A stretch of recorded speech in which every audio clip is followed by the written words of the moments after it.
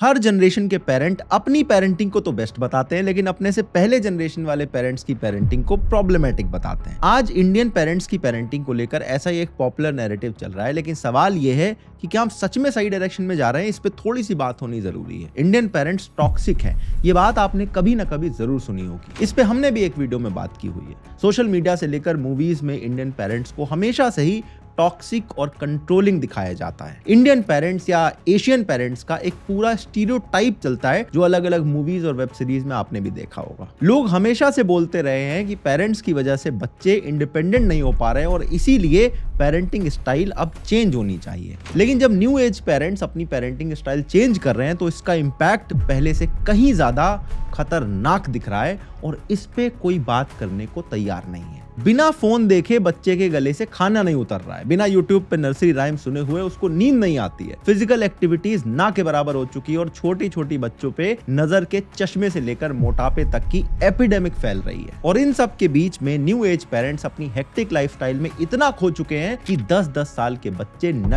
करने लगे और पेरेंट्स को इसकी खबर तक नहीं लग रही है। ऑन दी अदर हैंड ये बात भी सच है कि आजकल के पेरेंट्स ज्यादा अंडरस्टैंडिंग है, बच्चों को ज्यादा फ्रीडम देते हैं और डिक्टेटर की जगह दोस्त बनने की कोशिश करते हैं। इसीलिए आज की वीडियो में जरा इसी पे बात करते हैं और समझते हैं कि इस बदलती पेरेंटिंग से हमारी सोसाइटी किस डायरेक्शन में जा रही है। आइए देखते हैं।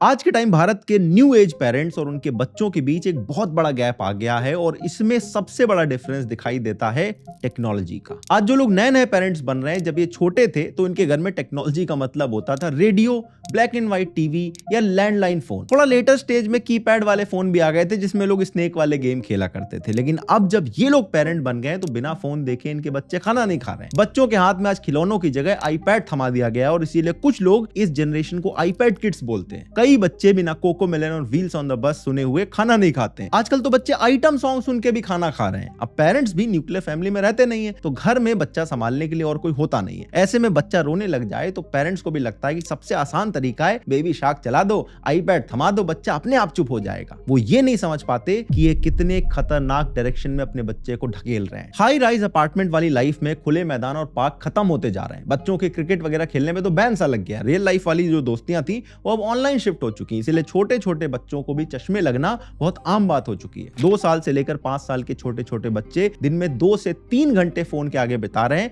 जिसके डेंजरस कॉन्सिक्वेंसेस हैं। फोन एडिक्शन के चलते आजकल बच्चे अपनी राइट एज पर बोलना नहीं शुरू कर पाते हैं और इन्हें अब इसके लिए स्पीच थेरेपी देनी पड़ती है, जो आज से 10-15 साल पहले अनइमेजिनेबल लगता था। पहले पेरेंट्स के लिए ये कंट्रोल करना बड़ा आसान था कि बच्चा किससे मिल रहा है, कौन उसके फ्रेंड सर्कल में। लेकिन छोटे छोटे बच्चों के हाथ में इंटरनेट थमा देने वाले पेरेंट ये नहीं समझते कि अब उनका फ्रेंड सर्कल कुछ भी हो सकता है। ये बच्चे रेडिट की अंधेरी गलियों में भटक रहे हैं और समय रैना से लेकर अर्पित बाला जैसे डैंग कॉमिक्स अब इनके रोल मॉडल्स बन रहे हैं। इसीलिए आप 10-11 साल के किसी भी बच्चे से बात करके देखना, वो आपको डैंग या एजी बनने की कोशिश करता हुआ दिखाई देगा। इतनी सी उम्र में उनको पता भी नहीं चलता कि क्या सही है क्या गलत है। जो भी उनको कूल लगने लगता है उसको कॉपी करने की कोशिश करते हैं। इसीलिए कई बच्चे तरह तरह के साइबर क्राइम फंस जाते हैं, डेंजरस ऑनलाइन ट्रेंड्स और चैलेंजेस में पार्टिसिपेट कर रहे हैं। कुछ साल पहले आपने सुना होगा एक ब्लू चैलेंज आया था जिसमें कई सारे बच्चों की जान चली गई। ज्यादातर न्यू एज पेरेंट्स आजकल अपार्टमेंट में रहते हैं, जिसकी ईएमआई भरने के लिए दोनों को जॉब करनी पड़ती है। पेरेंट्स घर पे आते भी हैं तो अपने ऑफिस वाले लैपटॉप की स्क्रीन से निकलते हैं और फोन की स्क्रीन में घुस जाते हैं और बच्चे को भी एक आईपैड थमा देते हैं, जिससे घर में सबकी स्लीप साइकिल बिगड़ती जाती है। लगभग 60% इंडियन आज के टाइम पर 6 घंटे से भी कम सो पा रहे हैं। ऊपर से अगर घर में न्यूबॉर्न बेबी हो तो हालत और खराब हो जाती है। ब्रेस्ट फीडिंग की वजह से या फॉर्मूला मिल्क बनाने के चक्कर में बार बार उठना पड़ता है और स्लीप डिसरप्ट होती रहती है। नए पेरेंट्स के लिए लैक ऑफ स्लीप एक बहुत बड़ा इशू बनता जा रहा है, क्योंकि इससे मेंटल और फिजिकल दोनों लाइफ इफेक्ट होती है। न्यू मॉम्स को तो मेडिकल एड तक लेने की एडवाइस दी जा रही है। मैं भी अब इससे कुछ रिलेट करने लगा हूं, क्योंकि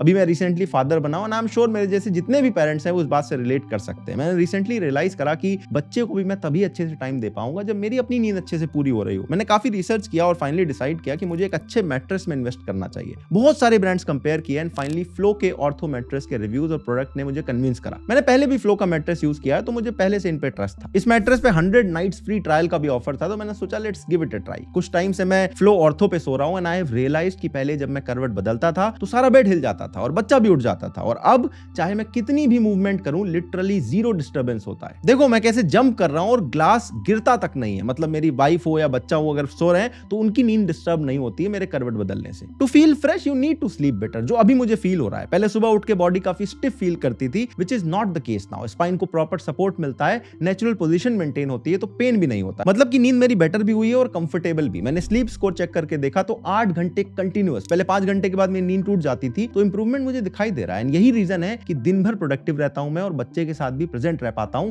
विदाउट इरिटेशन, बिकॉज हसल तभी मीनिंगफुल है जब उसके बीच में आपकी नींद पीसफुल हो। मेरे लिए ये इन्वेस्टमेंट वर्थ इट था। अगर आप भी स्लीप के साथ स्ट्रगल कर रहे हो तो सीरियसली इन्हें कंसीडर कर सकते हो। 10 साल की वारंटी है, नो कॉस्ट ईएमआई अवेलेबल है और फैक्ट्री से सीधा ही आपके घर पे आता है, मतलब no middleman and no extra cost. Link description में है, ट्राई करो, maybe it helps you too. आजकल के बच्चों पर एकेडमिक प्रेशर भी बहुत ज्यादा होता है। दिन की शुरुआत होती है स्कूल से, फिर 4 ट्यूशन, कोचिंग क्लासेस, फिर बच्चों के लिए म्यूजिक और डांस की क्लासेस अलग से लगाई जाती हैं। और पेरेंट्स ये सब इसलिए करते हैं क्योंकि उनके ऊपर भी आज के टाइम पर एक परफेक्ट पेरेंटिंग का प्रेशर रहता है। उनको लगता है कि कहीं बच्चों की परवरिश में कोई कमी ना रह जाए, कहीं हमारा बच्चा दूसरों से पीछे ना रह जाए। और आजकल तो ये कंपैरिजन इंस्टाग्राम देख देख के भी होने लगा है। अरे उनका लड़का 5 महीने में बैठने लगा, अरे इनकी बिटिया तो 7 महीने में भी चलने लग गई, तो ये अपना वाला कहीं पीछे तो नहीं रह जाएगा। आजकल लिटरली ऐसे वीडियोस बनने लगे इस कंपैरिजन के चक्कर में, जहां पर सिखाया जाता है कि अपने बच्चों को आप समय से पहले बोलना या चलना कैसे शुरू करवाएं। अरे हर चीज का एक टाइम होता है, अगर उस टाइम तक बच्चा नेचुरली चलने या बोलने लग जाए आपको टेंशन करने की जरूरत नहीं, और बात में इंस्टाग्राम खोल के दूसरों से कंपेयर करने की जरूरत नहीं है। आजकल के पेरेंट्स जब खुद बच्चे थे तो इनका कंपैरिजन शर्मा जी के बेटे से होता था, और अब इन्हें कंपैरिजन की ऐसी लत पड़ गई है कि जब ये पेरेंट बने हैं तो खुद शर्मा जी से कंपेयर कर रहे हैं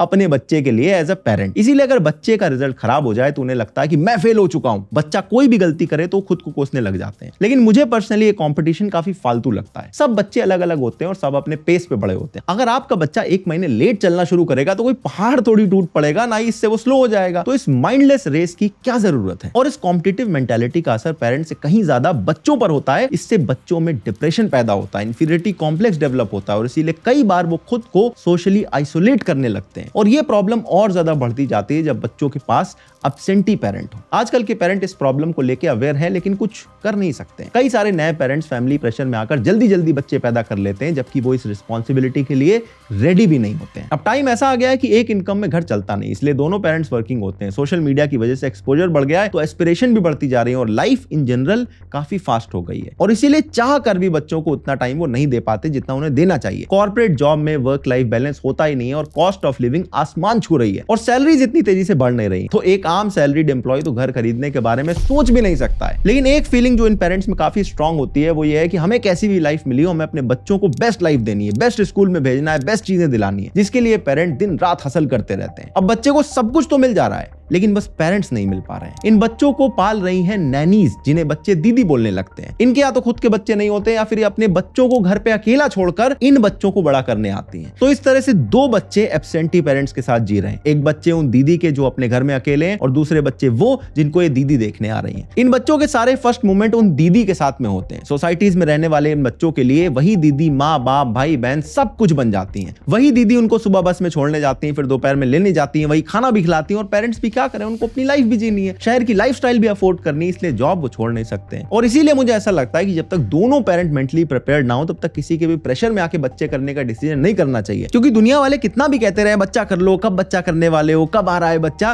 लेकिन ये लोग बच्चा पालने नहीं आते हैं। इसीलिए पेरेंट्स को समझना चाहिए कि बच्चा पैदा करने से पहले एक बैलेंस मेंटेन कर लें। और ऐसे कई सारे एरियाज हैं जिसमें न्यू एज पेरेंट्स को एक बैलेंस लाने की जरूरत है। जैसे पहले के पेरेंट्स बहुत ज्यादा स्ट्रिक्ट हुआ करते थे, बच्चों के पास इतनी फ्रीडम नहीं हुआ करती थी। लेकिन अब ये दूसरे एक्सट्रीम पे चले गए जहां पेरेंट्स ने बच्चों को कंप्लीट फ्रीडम दे रखी। प्राइवेसी के नाम पर छोटी एज से ही बच्चे गलत आदतों में पड़ जाते हैं। पॉकेट मनी को लेकर भी पूरी फ्रीडम दे रखी है, जिसकी वजह से बच्चे कम एज में ही स्मोकिंग और ड्रिंकिंग करने लगते हैं। आजकल के पेरेंट्स बच्चों को मारने पीटने में ज्यादा विश्वास नहीं रखते हैं। जब मैं बच्चा था तब उस टाइम पर बच्चों को मारना काफी कॉमन बात थी। घर वाले तो मारते ही थे, बल्कि स्कूल में जाके टीचर से बोलाते थे कि इसको जरा टाइट करके रखना, हमारी तरफ से पूरी छूट है। डिसिप्लिन के लिए ये जरूरी समझा जाता था और बच्चों के पास सवाल करने का कोई ऑप्शन नहीं था। कोई ज्यादा हीरो बने तो जवाब मिलता था, जवान चढ़ा रहा है बेशरम, और उसके साथ साथ गाल पे उल्टे हाथ का एक गरम गरम चाटा आ जाता था। यहाँ बात नहीं बनी तो फाइनल जवाब होता था, मैंने कह दिया ना कि हम लोग पिकनिक में नहीं जाएंगे तो नहीं जाएंगे बस। पेरेंट्स के बच्चों के साथ बिहेवियर थोड़ा डिक्टेटर टाइप चलता था, क्योंकि शर्मा जी अगर सख्ती नहीं करेंगे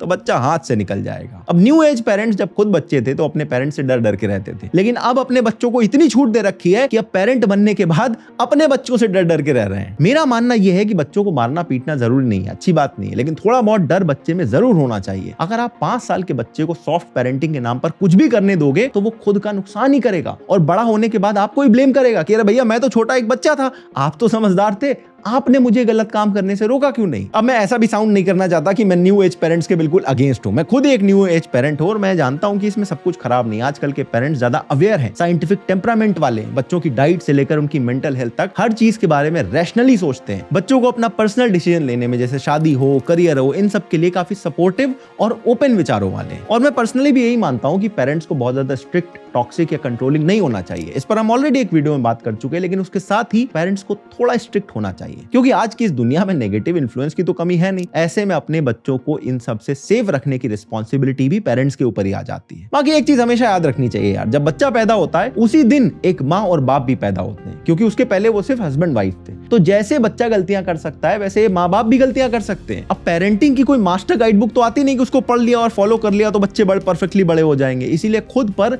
ज्यादा हार्श होने की भी जरूरत नहीं है, और दिन रात सोशल मीडिया देख देख के अपने बच्चों को दूसरे को बच्चों से कंपेयर करने की भी जरूरत नहीं है। सबका अपना पेस ऑफ ग्रोथ होता है, सबकी अपनी पेरेंटिंग होती है। कोशिश करो कि जो ब्रॉडर चीजें उनको फॉलो करते रहो, लेकिन इतना कंपटीशन और कंपैरिजन में मत पड़ो। बाकी सबकी अपनी लाइफ है, प्रॉब्लम है, जॉब है, डेडलाइन है, और ये चीजें हमेशा रहेंगी। इन सब के चक्कर में इतना बिजी मत हो जाओ कि बच्चे अबैंडन फील करने लगे, उनको ऐसा लगने लगे कि मम्मी पापा को तो कुछ दिखता ही नहीं, उन्हें तो कुछ फर्क ही नहीं पड़ता। क्योंकि आप चाहे बच्चे को दुनिया की हर एक चीज देने के लिए हसल कर रहे हो, लेकिन उस बच्चे को सबसे ज्यादा जरूरत आपकी है। आप ही एब्सेंट रहे तो बाकी सारी चीजें बेकार हो जाएंगी। मैं अपने एक्सपीरियंस से बोल रहा हूं कि पेरेंटिंग एक बहुत ही खूबसूरत चीज है, ये एक ब्लेसिंग है, और ये करने का मौका अगर आपको मिला है तो प्लीज इसमें धीरे धीरे अपने आप को इंप्रूव करने की कोशिश करो। बाकी फ्लो मैट्रेस का लिंक डिस्क्रिप्शन में है, अभी जाओ और ऑर्डर कर लो। अगर ये वाला वीडियो आपको अच्छा लगा तो अगला वीडियो आपको और अच्छा लगेगा, स्क्रीन पे लगा दिया है, क्लिक करो और अभी देख डालो।